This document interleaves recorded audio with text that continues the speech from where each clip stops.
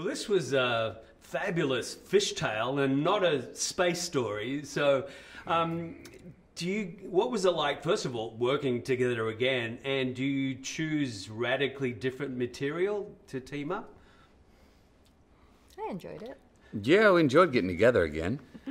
You know, we knew what each other's work ethic was and values were coming in, so we didn't have to tiptoe around each other to get into what we were doing. But very different roles, and obviously we have similar interests because it's our second project that we've both been interested in the material. She had worked with Nolan before on Interstellar, so I was coming in new there. But on this one, you know, smaller, maybe more personal drama without the scope and high concepts, or sort of at least of other worlds literally going there that Interstellar had. It drew us for similar reasons, though. We've kind of uncovered that in the last couple of days talking about it. There are similar themes running through both of these pictures that we've been in, Interstellar and Serenity. I'll have to rewatch it then.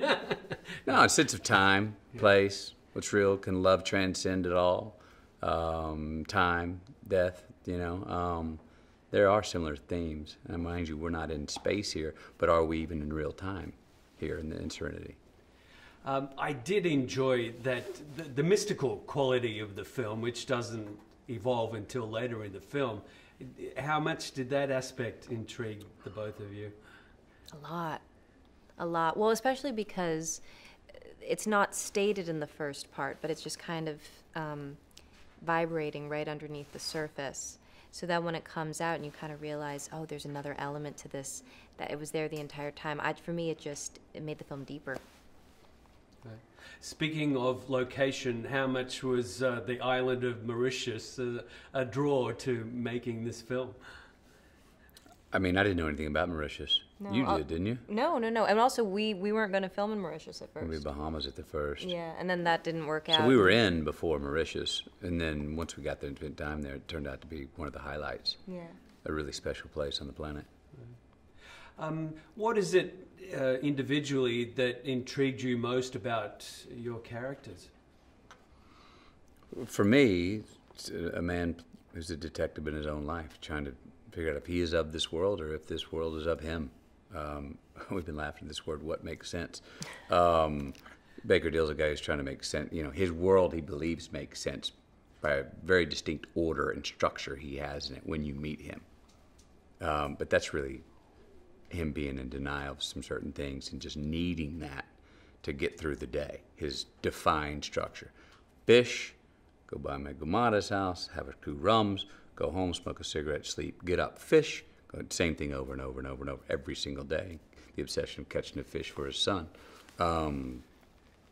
That reality gets turned on its head when she shows up. And then I'm just walking the tightrope of, I don't know who to trust. I don't know what's real. I don't know what's not real. I'm stuck between. Baker's just highly superstitious for such a practical man. But I guess he's forced to be.